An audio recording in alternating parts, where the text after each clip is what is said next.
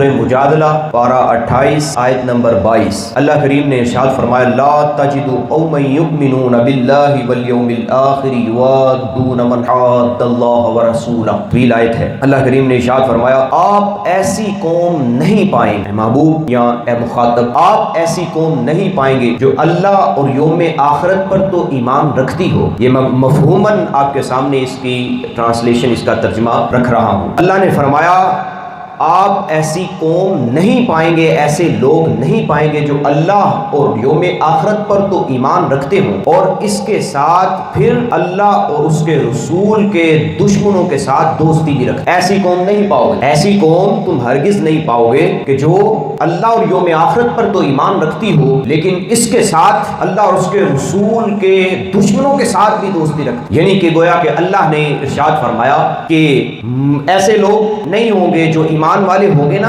ایسے لوگ نہیں ہوں گے. کیسے؟ کہ جو مجھے مانے، میرے نبی کو مانے، یوم آخرت کو مانے، فرشتوں کو مانے، کتابوں کو مانے، قرآن کو مانے، بعث بعد الموت کو مانے، یہ سب کچھ مانے لیکن ساتھ ان کے ساتھ معاملہ یہ بھی ہو، ان کی پریکٹیکل لائف میں ان کا حال یہ ہو یوادون من حاد اللہ ورسولہ، رب رسول کو مان کر دوستی ان سے کریں جو اللہ کی مخالفت کرتے ہوں، رسول کی مخالفت، ایمان کے تقاضے پورے کر رہے ہیں. پھر اس کو مفہوماً سمجھیے کہ اللہ نے ارشاد فرمایا وہ بندہ کہ جو ایمان کا تقاضا پورا کر رہا ہے، نمازیں بھی پڑھتا ہے، زکوٰۃ و صدقہ بھی کرتا ہے، فرشتوں کو بھی مانتا ہے، اے محبوب مجھے بھی مانتا ہے، تجھے بھی مانتا ہے، ایمان کے سارے تقاضے پورے کر رہا ہے، وہ اپنے آپ کو ایمان والا کہہ رہا ہے، اس کے لیے بھی یہ جائز نہیں ہے، اس کے لیے بھی یہ جائز نہیں ہے کہ وہ اس شخص کے ساتھ اتحاد کرے اے محبوب جو میرا باغی ہو اور تیرا باغی ہو.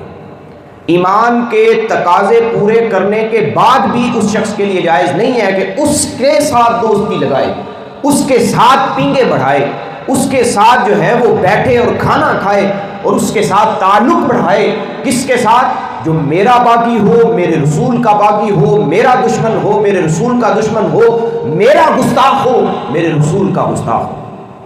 ایسا مومن کی یہ شان نہیں ہوتی. اللہ نے فرمایا اے محبوب آپ ایمان والوں کو دیکھیں گے تو ایمان والے ایسے نہیں ہو سکتے. جو ایسا ہوگا وہ ایمان والا نہیں ہوگا. جو ایمان والا حقیقی ہوگا وہ ایسا نہیں ہوگا کہ تیرے اور میرے دشمنوں کے ساتھ جو ہے وہ دوستیاں لگائیں. پھر آگے اللہ کریم نے رشتوں کو شمار کرتے ہوئے ارشاد فرمایا وَلَوْ كَانُوا آبَاءَهُمْ، اگر اللہ اور اس کے رسول کی گستاخی کرنے والا، اللہ اور اس کے رسول کا دشمن، اللہ اور اس کے رسول کی مخالفت اور اللہ اور اس کے رسول کا باغی اگر اس مومن کا باپ بھی ہوگا تو یہ مومن کے لیے جائز نہیں ہے کہ وہ اس اپنے باپ سے محبت کرے، اپنے باپ سے تعلق رکھے. اگر وہ اس کا باپ اللہ اور اس کے رسول کا دشمن ہوگا تو مومن جو ہوگا وہ اپنے باپ سے بھی محبت نہیں رکھے گا، اپنے باپ سے بھی تعلق نہیں رکھے گا. پھر آگے فرمایا وَأَوْ أَبْنَاءَهُمْ، اگر اللہ اور اس کے رسول کی گستاخی کرنے والا اگر اس کا بیٹا ہوگا تو وہ اپنے بیٹے سے بھی محبت نہیں رکھے گا، اپنے بیٹے سے بھی لا تعلقی کا اظہار کر دے گا. کیوں؟ کیونکہ یہ اللہ اور اس کے رسول کا دشمن ہے، اللہ اور اس کے رسول کا گستاخ ہے. پھر آگے فرمایا او اخوانہم، اگر اللہ اور اس کے رسول کی گستاخی اور اللہ اور اس کے رسول سے دشمنی رکھنے والا اس کا بھائی بھی ہوگا، اس کے بھائی ہوں گے تو یہ شخص جو مومن ہوگا وہ اپنے بھائیوں کے ساتھ بھی محبت نہیں کرے گا اور لا تعلقی کا اظہار کر دے گا.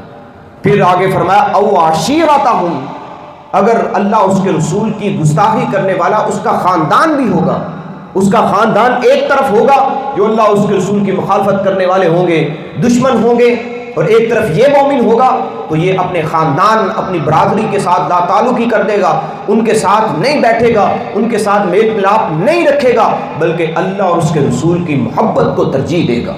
مومن جو ہوگا وہ ایسا کرے گا، کیونکہ ایمان اس چیز کا نام ہے کہ بندہ معاملاتی زندگی میں اللہ اور اس کے رسول کے ساتھ محبت کا ثبوت یوں دے کہ ان کے دشمنوں اور گستاخوں سے بائیکاٹ کر لے. ایمان ہے اس چیز کا نام.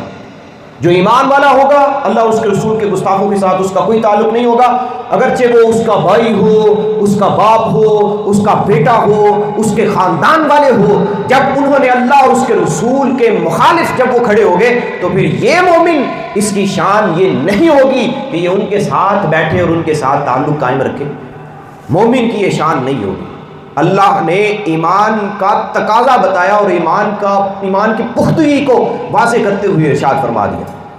اچھا، جو پھر ایسا کرے گا، یعنی ایسا مومن ہے کہ اس نے جب کلمہ پڑھا اللہ اور اس کے رسول کا، پھر نمازیں بھی پڑھتا ہے، پھر سارے ایمان کے تقاضے بھی پورے کرتا ہے، اور پھر ان لوگوں کے ساتھ دوستیاں بھی نہیں لگاتا کہ جو اللہ اور اس کے رسول کی مخالفت کرنے والے ہیں، اللہ اور اس کے رسول کے دشمن ہیں۔